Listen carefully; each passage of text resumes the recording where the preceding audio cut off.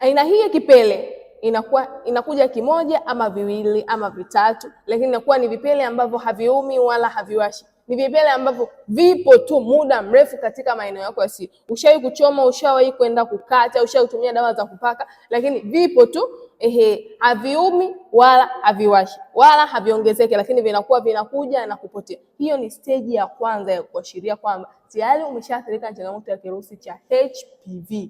Kirusi cha HPV kikiingia ndani ya mwili, kwanza kinashambulia kinga ya mwili ili iweze kuwa dhaifu, kwa sababu kirusi haikai sehemu ambayo kinga ya mwili inakuwa ipo strong.